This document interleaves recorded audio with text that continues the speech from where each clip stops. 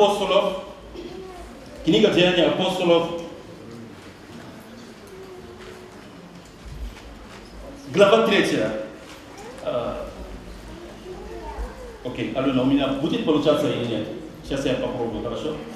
Деяния апостолов, глава 3, возвращаемся к названию, пожалуйста. То есть название нашего рассуждения и нашей проповеди сегодня. Покайтесь и обратитесь, чтобы загладились грехи ваши. Покайтесь и обратитесь, чтобы загладились грехи ваши. Я понимаю, что тебе нет нужды в покаянии. Но, скорее всего, я говорю не тебе, а твоему соседу, который слева и справа. Вдруг, может быть, нужда есть в покаянии. Место Писания для нашего рассуждения сегодня, книга Деяний апостолов,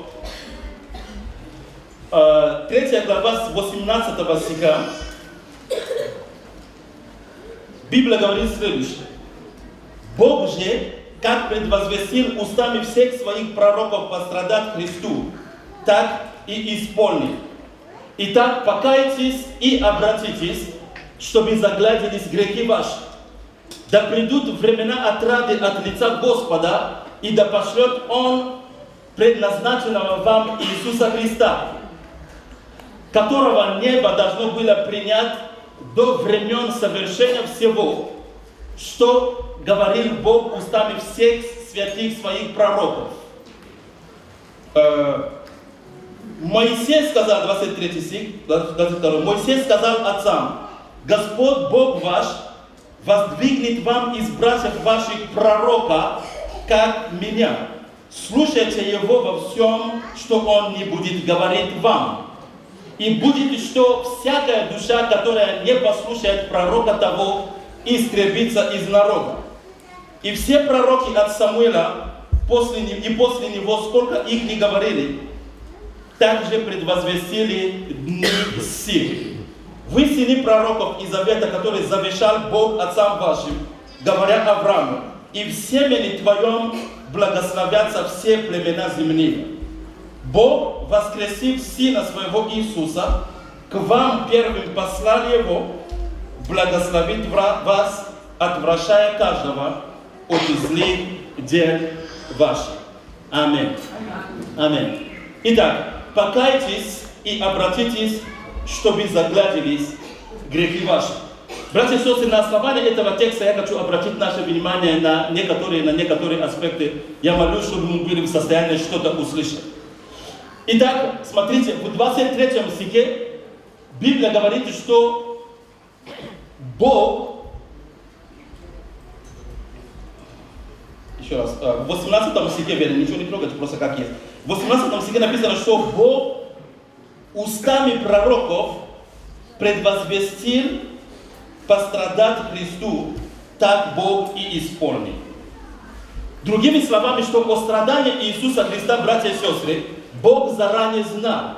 Это не было что-то, то, что как будто Бога удивило там и так далее. Бог заранее знал, и Бог об этом говорил сам через пророков, что Его Христос должен будет пострадать ради спасения вообще людей, ради спасения человечества.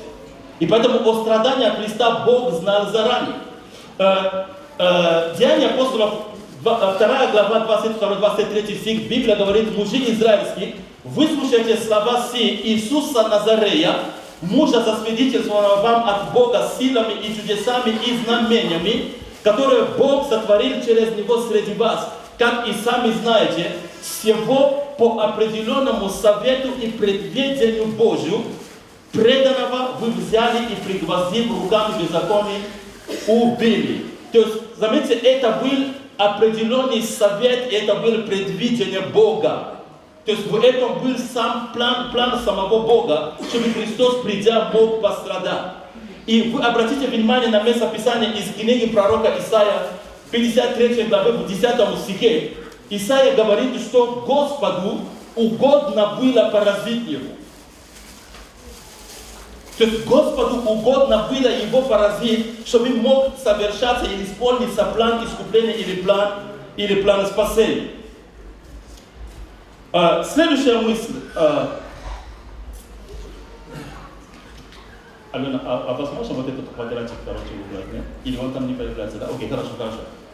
Нормально, окей. Следующая мысль, братья и сестры, что когда мы говорим о страдании, если небольшую скобку откроем здесь, когда мы говорим о страдании, что страдание для человека – это хороший учитель. Почему-то жизнь так устроена, что бывает так, что человек лучше учится, когда он проходит через страдания. Вы это замечаете или нет? Что страдания и скорби – это хороший учитель для человека. И два места Писания, Псалом 118, 67 стих и 71. Псалмопевец Давид говорит, 118 Псалом, смотрите, в 67 стихе он говорит: «Прежде страдания моего я заблуждался, а ныне Слово Твое храню». Что-то произошло, когда он прошел через определенный страх, через определенный скорбь. 75 первый стих в этом же псалме Давид говорит: «Благо мне, что я пострадал, дабы научиться уставам Твоим». Друзья мои, это не означает, что без страдания человек не может ничему научиться. Но мысль в том, что очень часто в жизни людей, просто когда человек проходит через скорбь, через страдания, это все способствует тому, что человек в состоянии тогда чему-то действительно научиться. Кто меня понимает, скажи аминь. Следующий момент, что мы можем увидеть из Писания, что страдания иногда являются частью Божьей воли. Я обращаю внимание на слово «иногда». Страдания иногда являются частью Божьей воли. И в таких случаях, что Бог действует двояко. Либо Он избавляет человека, либо Бог дает человеку силы, чтобы он мог перенести то, через что он проходит. И Бог вправе поступать как по первому варианту или по второму варианту. Знаете, когда мы читаем из Евангелия от Луки, 22 глава в этом отрывке, который указан на 40-44 стих, это когда Иисус находился в Гефсимане и когда Он молился. И вы знаете, что Он говорил, что то есть, да минует меня вся чаша, но не так, как я хочу, но как ты. То есть Он говорит, Бог, что да будет твоя воля. Значит, и Бог не избавил Иисуса от этих страданий, но написано, что пришел ангел, который укреплял его. Бог дал ему силы выпить эту чашу и пройти через этот путь. И поэтому иногда в жизни страдания, они бывают частью Божьей воли. И последний аспект здесь, что страдания тоже помогают нам понимать других людей, которые страдают. Есть нечто удивительное, есть некий такой удельный вес в твоих словах, в твоем отношении, когда ты начинаешь служить, говорить кому-то, при этом, если ты до этого что-то прошел из того, через что этот человек проходит. И апостол Павел во 2 послании к Коринфянам, в 1 главе, говорит о том, что Бог утешает нас, чтобы мы могли утешать других людей тем утешением, которым Бог утешил нас самих.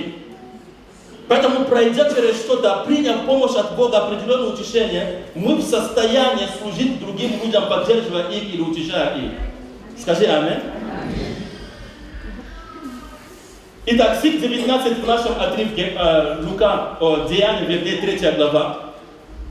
Апостол Петр говорит в этой проповеди, в которой он говорит: «Итак, покайтесь и обратитесь, чтобы загладились грехи ваши». Друзья мои, покаяние очень важный аспект в жизни верующих людей, вообще в жизни человека. И апостол Петр, он показывает нам определенную динамику. Он обращает наше внимание, что есть перемены, которые будут наступать, если мы будем понимать, когда действительно нужда есть, что как важно действительно иметь это состояние человека, который понимает, насколько важно каяться. Знаете, со времен Адама мы научились не брать на себя ответственность, а перекладывать ее на других людей. Это жену, которую ты мне дал. Ну, Бог, ты же дал ее, понимаешь? И так далее.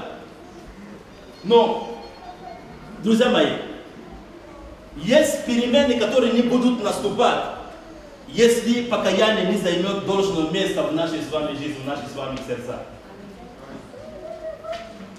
И при этом это в различных аспектах. Покайтесь и обратитесь. Другими словами, это не просто словечно, это не просто что-то, то есть, но подтвердите это делами. И когда есть покаяние, грехи прощаются, наступают добрые перемены. Как в жизни отдельного человека, как в взаимоотношениях, как в других каких-то аспектах. И узлы развязываются. Значит, столько сегодня, бывает забуксовки в жизни верующих людей. Но во многом эти проблемы могли бы быстро решаться, если бы покаяние занимало бы нужное место в нашей с вами жизни. И Писание говорит, что покайтесь и обратитесь для того, чтобы грехи ваши могли загладиться. Значит, покаяние настолько важно. Иисус говорит, что когда один грешник кается, это повод для того, чтобы на небеса ангелы могли радоваться. Представляете? Когда один грешник кается, ангелы на небеса, они радуются. Теперь, давайте иметь в виду, что покаяние это не разовое действие, но внутренний настрой и желание вести себя в соответствии с Божьей волей. Это не разовое действие. Да, когда мы пришли ко Христу, мы покаялись и так далее. Значит, и очень уместна иллюстрация, когда Иисус хотел ноги Петру умыть, и Петр говорит, что не умоешь ноги мои вовек и так далее. И когда Иисус говорит ему, если я не буду мыть твои ноги, ты не будешь иметь час со мной и так далее. И Петр уже говорит, все, не только ноги, и голову, и руки, все полностью надо меня умыть. И Иисус ему говорит, но омытому нужно только ноги омыть. То есть мы с вами омыты кровью Иисуса Христа. Но в нашем хождении, образно выражаясь, бывает так, что наши ноги могут запачкаться. И поэтому, будучи омытыми, нам нужно иногда только ноги омывать. Через покаяние. Скажи аминь. Теперь, мы должны также иметь в виду, братья и сестры, что покаяние в некоторых случаях требует возмещения. Давайте скажем возмещение. И другими словами, что если наломали дров, твое покаяние будет принято Богом и людьми, когда ты восстановишь то, что ты разрушил. И понятно, что это не во всех возможных случаях это возможно, но там, где это возможно, я говорю, в некоторых случаях покаяние будет подлинным покаянием, когда будет определенное возмещение. В Евангелии от Луки мы читаем этот сюжет про человека по имени Закхей. Значит, в чей дом Иисус пришел и так далее. И этот человек говорит, Лука 19:8, мы можем не открывать. Он говорит, что Господи, я половину имения своего я отдам нищим. А если кого я обидел, я тем воздам во сколько раз? Во сколько раз? В четверо я воздам. Значит, он же понимал, что это не были просто слова. Это была его готовность возместить определенный ущерб из того, что он причинил людям, когда собирались у людей там лишнее и так далее, все. И реально можно увидеть, что действительно в жизни этого человека, в доме этого человека, в сердце этого человека пришел Иисус. Вместе с покаянием пришло осознание, что нужно что-то возмещать.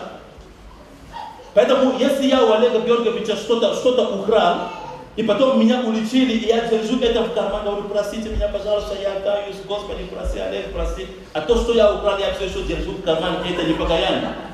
Я должен это возместить. И тогда это будет подлинное покаяние. Скажи аминь. Когда мы говорим о взаимоотношениях, если кто-то клеветал на кого-то, вы распространяли худую морву, что не имело оснований, и вы осознаете, что вы плохо говорили об этом человеке, будет недостаточно просто говорить, Господи, прости меня там и так далее. Будет настоящее покаяние, когда вы подойдете к тем людям, кому вы говорили, и вы скажете, то, что я говорил о Евгении Евгеньевиче, извини меня, я каюсь, это вообще была полная ерунда, это была ложь и так далее, я каюсь и так далее. Тогда это будет подлинное покаяние. Итак, покайтесь и обратитесь, чтобы загладились грехи ваши. И смотрите,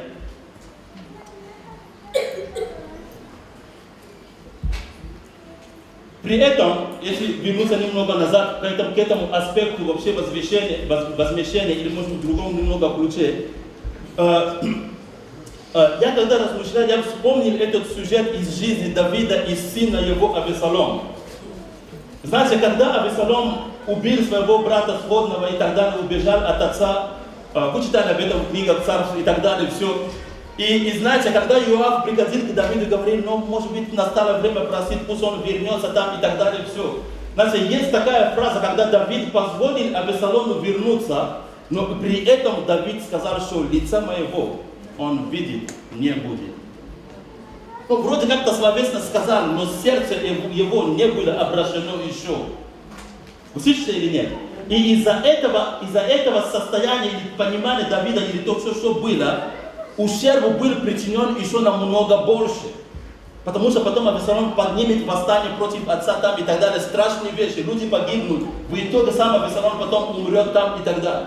Вроде сказать-то сказал, разрешать-то разрешил, что пусть вернется, но лица моего при этом он видеть не будет.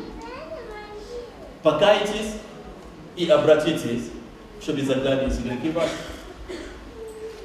Знаете, я вспоминал много-много лет тому назад, но в эти дни я вспоминал, когда я размышлял над этим текстом, некоторые ситуации, когда Бог учил меня взаимоотношениям. И я помню те годы, когда мы были студентами в духовном семинаре, вот мы готовимся быть служителями, там молимся, постимся, в Писании пребываем, служим как можем и так далее. И в определенный момент я заметил, что я не могу терпеть вообще моего брата-соседа, с которым мы жили в комнате. А мы с ними были друзьями, это мой земляк, мы из дома приехали вместе, все время были друзьями, примерно в одно время уверовали, получили призвание от Господа и так далее. То есть, как бы я позволил сатане одеть на меня такие увеличительные очки, короче, мне пока сказала, что все то, что он делает, неправильно. И порядка в комнате нет, и не так разговаривает. Я просто уже переносить его уже не мог. Я, конечно же, в то время я участвовал в служении прославления, я выходил на сцену, вдохновлял людей, пели песни, а прихожу в номер в комнате, я его переносить не могу. Я уже ухожу, сидит в других комнатах, а потом прихожу, потому что лечь спать и так далее. И вот такое долгое время пребывал в таком мучении, пока Бог не начал обращать мое внимание, что то, что ты просто молишься, говорит, Господи, прости, это не покаяние. Нужно покаяться и обратиться, нужно конкретно что-то сделать. Знаете, и я собрал все только то, что только были силы и так далее. И потому что Дух Святой конкретно мне сказал, что хочу позвать его и стать на колени перед ним и помолиться вместе. Попросить у него прощения там и так далее, не вдаваться в других подробностях и так далее. И знаете, и когда я послушался, я так поступил, я приобрел свободу. Вы слышите или нет? Вы будете удивлены, что, к сожалению, так много узлов мы оставляем завязанными сами при этом. И из-за этого мы же сами и страдаем. А Бог хочет, чтобы мы ходили в свободе, чтобы мы были наполнены миром, наполнены любовью там и так далее. Скажи аминь.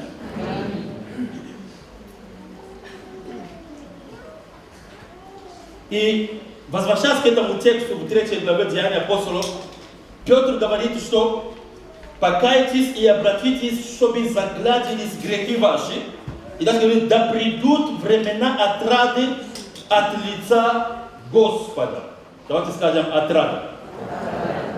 Вот это слово в других переводах, на других языках переведено, да придут времена освежения.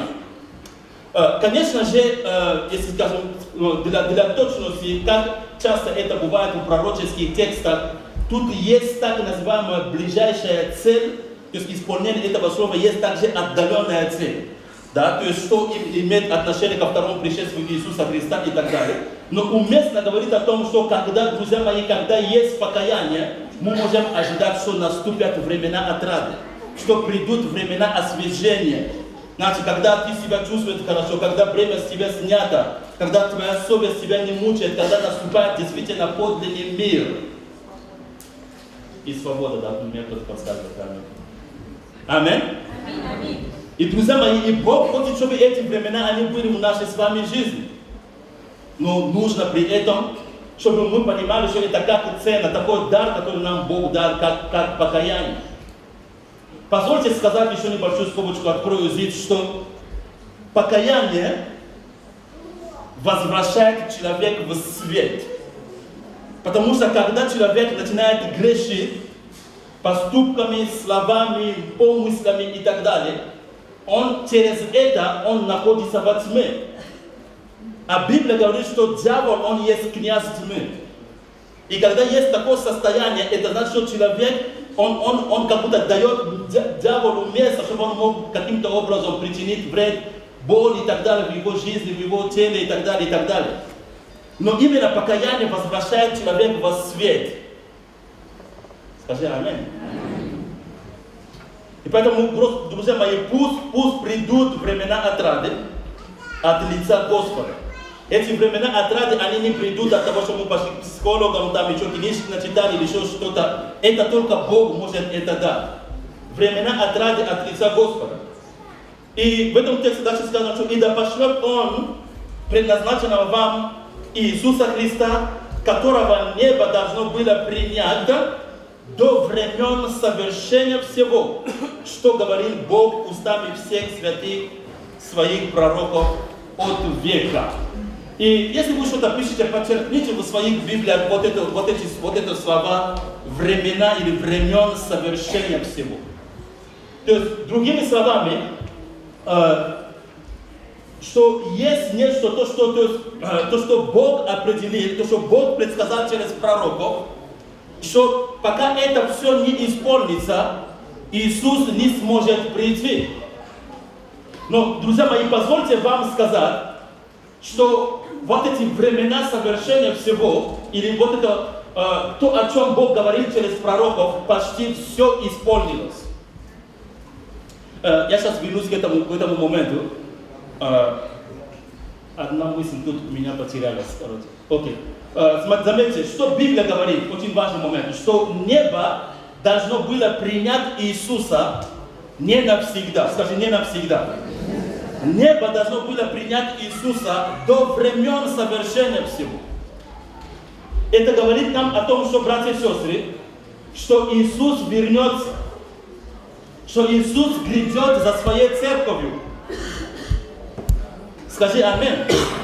Послание к Фессалоникийцам, который мы читаем в эти дни, вы заметите, буквально в каждой главе тем или иным образом апостол Павел обращает наше внимание церкви на это, что нужно ожидать его пришествия. И, соответственно, нужно быть готовыми. Потому что небо его приняло не навсегда, до времен совершения всего. Не будем вдаваться в подробности. В это понятие всего, братья и сестры, в том числе входит или входило, если можно так выразиться, многие аспекты, но входило также в том числе и восстановление государства Израиля. То есть, и вы знаете, что в 48 году, то есть прошлого века, в мае месяце, то есть было объявлено вот это восстановление государства Израиля там и так далее. В том числе Бог пророчески говорил о возвращении евреев на свою землю, что уже мы знаем, что совершилось, но многие из них они вернулись и так далее. Конечно же, сюда входит проповедь Евангелия во всех народах, о чем Иисус говорил также пророчески, и мы видим, что меньше и меньше вообще становится этнических групп, куда бы проповедь Евангелия не пришла бы и так далее. Поэтому мы находимся при дверях. Скажи аминь. До времен совершения всего. Очень мало, друзья мои, очень мало осталось совершиться, если можно так говорить. Будет храм восстановлен, появится, как Писание говорит, человек греха или антихрист. Согласно книге пророка Иезекииля 38 глава, я думаю, что этим летом мы вернемся к этим аспектам, мы уделим время для того, чтобы об этом рассуждать. То есть произойдут события внезапные на Ближнем Востоке и так далее, через которые, то есть когда вот эти народы, они поднимутся против Израиля и так далее. И этот человек, который есть антихрист, он сможет или сумеет, как Даниил говорит, утвердить завет между Израилем на 7 лет с соседними государствами. И для людей, которые знают Бога, знают Писание, это будет как крик в ночи, о чем Иисус говорил в Матфея 25 глава. Когда все девы и те, которые имели масло и не имели масла, вдруг они как-то проснулись. Слышали или нет? И это будет не время, когда можно, типа, чтобы успеть заполнить свой светильник. Это будет время осознания своего состояния. Это будет вот такое мгновение, когда уже принять что-то поправить, чтобы тут же войти, невозможно будет. Те, кто будут с маслами, они войдут, они будут взяты, будут так называемое восхищение церкви. Скажи аллилуйя. Друзья мои, благослови нас Господь, чтобы мы это имели в виду. Живя на этой земле, трудясь, я не знаю, дома не строим, детей рожаем, дерево, там сажаем, и еще что-то другое. Но служим, чтобы знать, что иметь в виду, что Господь грядет, и Он грядет за готовую церковь. Аминь. Теперь, дальше Библия говорит, что Моисей сказал, 22 стих в этом тексте, что Господь, Бог ваш, воздвигнет вам из братьев ваших пророка, как меня. Слушайтесь Его во всем, что Он не будет говорить вам. То есть Моисей пророчески говорил, что настанет время, когда Бог поднимет другого пророка. Моисей говорит, это будет пророк, как меня. Это не будет пророк, как Илия, как Елисей, это будет пророк, как Моисей.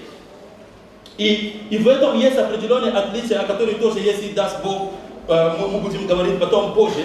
Но Моисей говорит об Иисусе Христе, что Бог поднимет среди вас вот такого пророка, и ваша задача будет в том, чтобы слушаться Его во всем.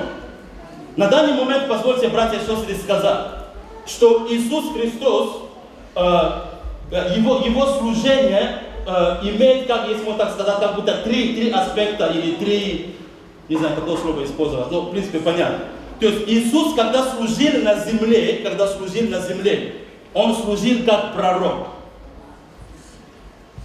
И со времени своего воскресения Он вошел в служение первосвященника. Ну, есть некоторые адреса, то я не буду читать. Он вошел в свое служение первосвященника, где ему было сказано, что сиди, одесную меня доколе.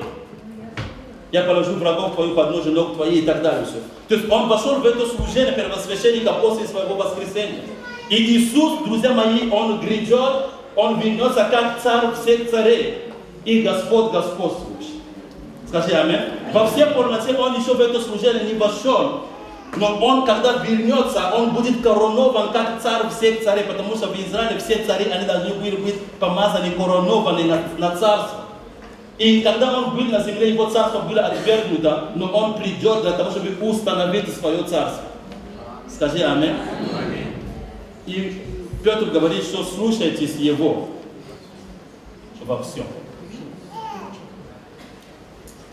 И напоследок, в 26 стихе в этом отрывке, Он говорит, что Бог, воскресив Сына Своего Иисуса, к вам первым послал Его, благословит вас, отвращая каждого от злых дел ваших.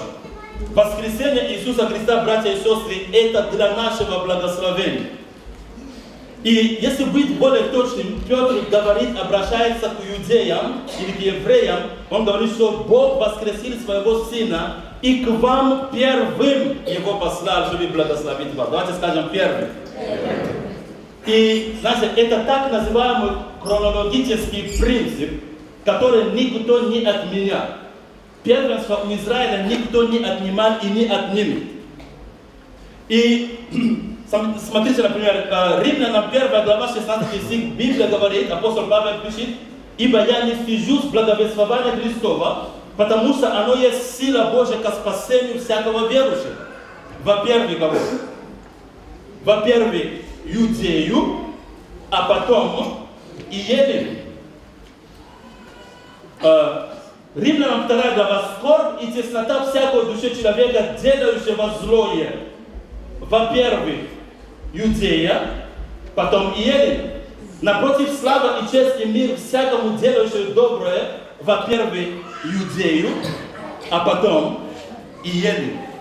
Вы заметите в этих текстах, когда Библия говорит об этом аспекте, во многих из них сразу же будут следовать слова, что Бог не лицеприятен. То То есть в этом нет лицеприятия, но это определенный порядок, который Бог установил. И Бог дал израильскому народу первенство. Скажи аминь. Итак, покайтесь и обратитесь, чтобы загладились грехи ваши. Давайте мы встанем. Я попрошу прославляющих, пожалуйста.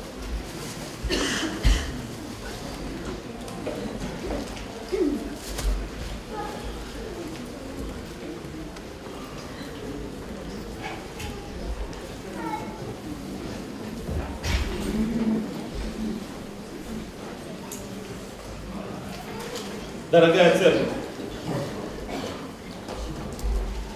я сегодня сюда никого не буду вызывать.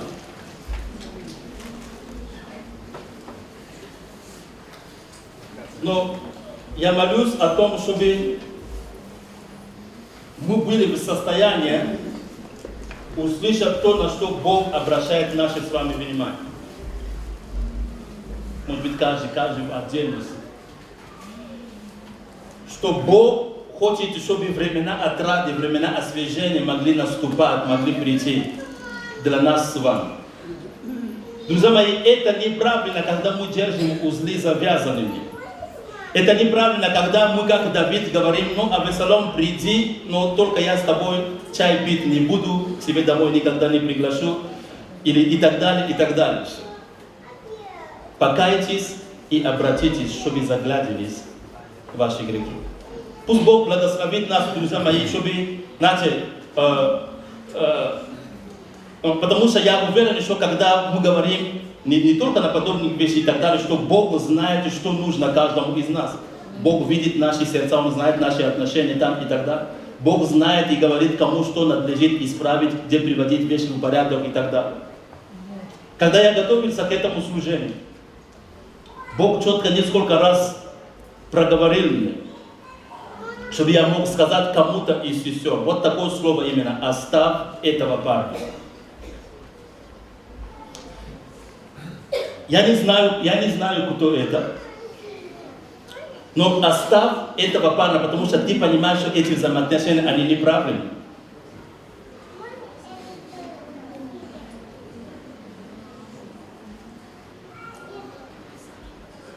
Друзья, пусть Бог благословит нас. Потому что в Божьей воле есть, чтобы взаимоотношения между родителями и детьми были добрыми взаимоотношениями. Когда Бог говорит о пробуждении в книге Малахии, Он говорит, что до этого нужно, чтобы сердца отцов были обращены к детям, сердца детей к отцам и так далее. Немало людей, которые из молодых людей, может быть, и не только из подростков, у которых в чьи сердца пришло определенное огорчение по отношению к родителям. И это нужно исправить. Нужно покаяться и обратиться, чтобы наши грехи загладились, и чтобы могли прийти времена отрады от лица Господа. Аминь. Просто давайте мы споем наши старый гимн «Бог приготовил нам». Мы будем молиться сейчас. Слава прости. Спасибо Тебе, Господь Иисус.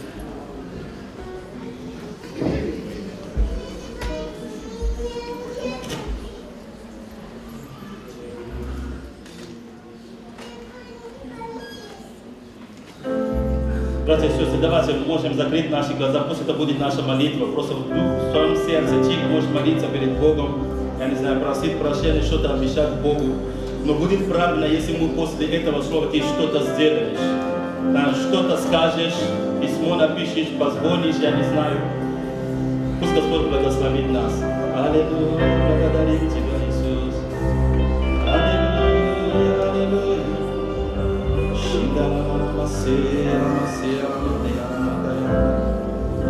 Аллилуйя.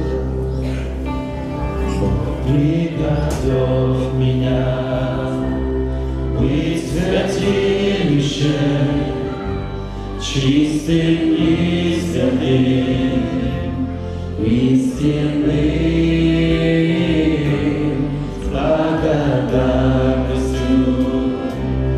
буду я живым, святилищем для Тебя. Бог приготовил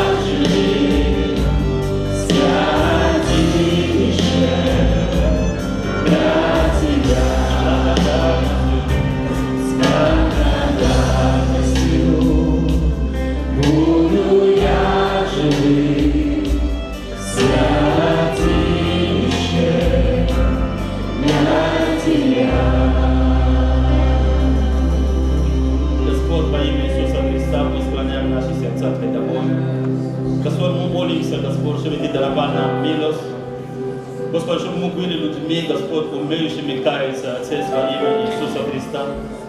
Благослови нас, Господь, чтобы мы могли исправить, Господь, кривые пути.